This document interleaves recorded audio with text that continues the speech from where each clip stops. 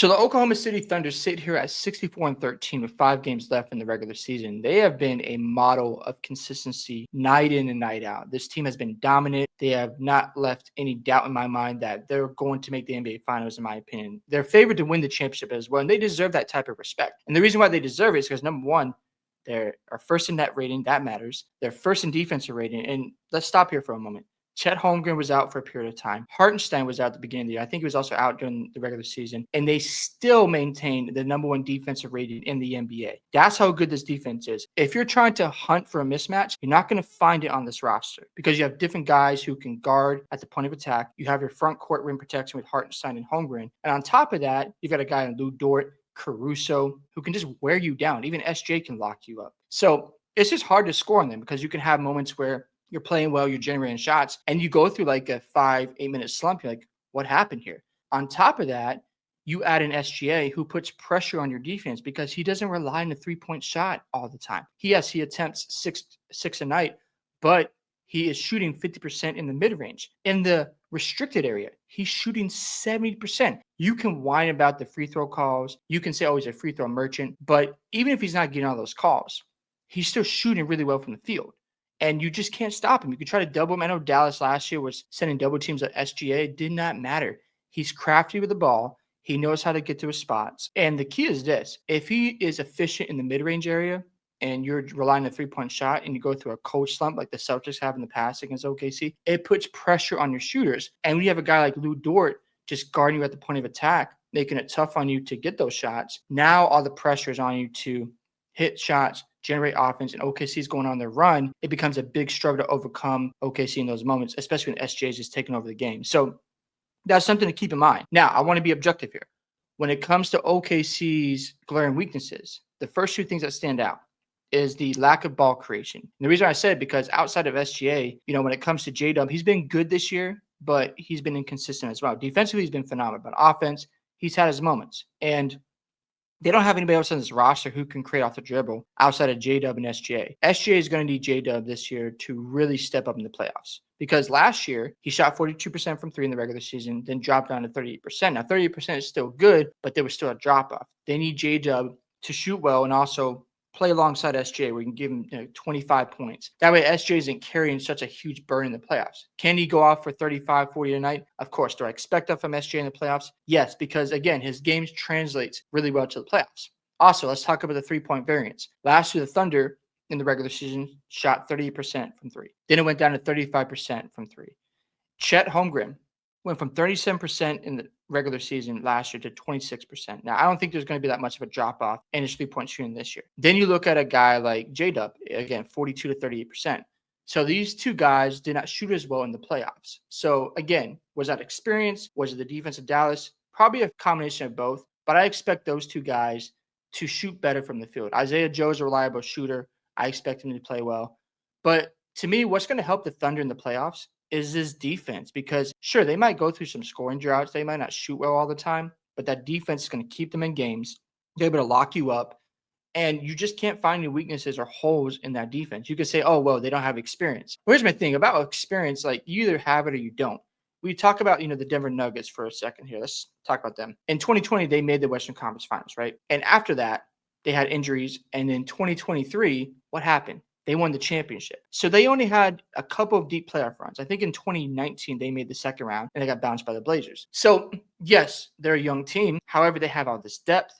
They've got the MVP in SGA, who again can get to his spots easily, and you just can't slow him down. And that has to matter when it comes to SGA because you can't just slow him down. And when it comes to 3-point shooting, again, if you're not knocking down your threes like the Celtics, it puts more pressure on Tatum, more pressure on Derek White, more pressure on Porzingis and Drew Holiday and Horford to shoot at a high clip. Because if they're not, and SGA is able to, draw free throws, get to his spots in the mid-range, and score at an efficient pace, that lead balloons to like 10 points. It seems like such a tall task because you're not shooting well because these guys are contesting shots. They're making it hard on your offense. And there's a lot of resistance. I remember watching the Celtics Thunder game when OKC came to Boston. OKC made it tough. Nearly impossible for Boston to score in the paint. And they had a hard time just pushing them into the paint and generating shots. Now, they did shoot well from three at the beginning of the game, but you could tell the offense was struggling, and OKC was just phenomenal. Now, again, when it comes to the Western Conference, who's going to challenge them? I don't know. The only team I could see pushing the Thunder this year is going to be the Golden State Warriors because I want to factor in Jimmy Butler. He's going to obviously turn up in the playoffs. The Warriors are playing at a different level right now. They just beat the Lakers and the Nuggets. They look like the second best team in the Western Conference. You can say, oh, what about the Lakers? Well, they lack a point of attack defense. Look, Luka is going to be great. LeBron will be great, but they aren't going to be able to handle SGA and their guard play because they're going to cook them. So for me, I think, the Warriors have the best chance of challenging them. When I look at the Nuggets, again, they struggle with rim protection, point of attack defense. And I just don't see anybody else in the Western Conference that's going to challenge this team. I won't be surprised if the Thunder don't go 7 in any of these series in the West because I think they're just that dominant, that good. And you have to remember this.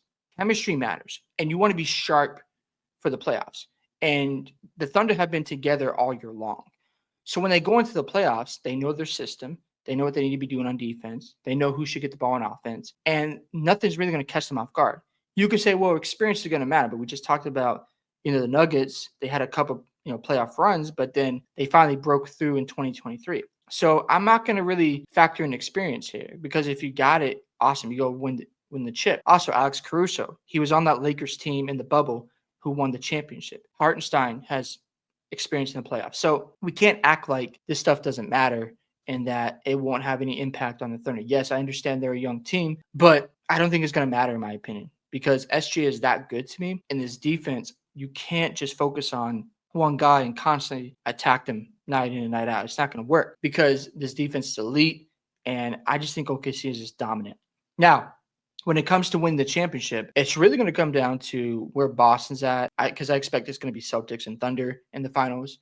And is Porzingis going to be healthy, and is Tatum going to show up? Because if Tatum is shooting 43% from the field and Jaylen Brown continues to not shoot well from three in the playoffs, that is going to be a major problem.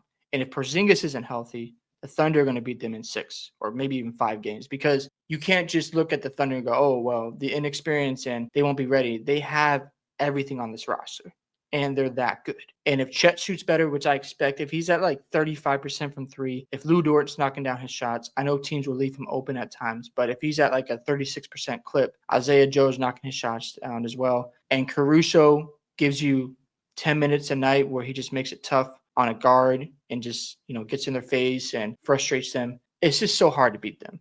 So again, they're just an historic team and they deserve a ton of respect, a ton of love. They deserve to be the favorites right now. And the only way I see Boston really knocking them out, in my opinion, is Jason Tatum has to be better in the NBA Finals. Because if Jaylen Brown is only shooting, I think he's at like 31, 32% from 3. If he doesn't get that up to a 36%, 37% clip, then Jason Tatum has to make up that production. And Porzingis has to be healthy as well. And he has to make up for the production from Jaylen Brown. Also, Drew Holiday, he was down to, I think, 34% from 3. He's playing better now, but you have to factor those things in.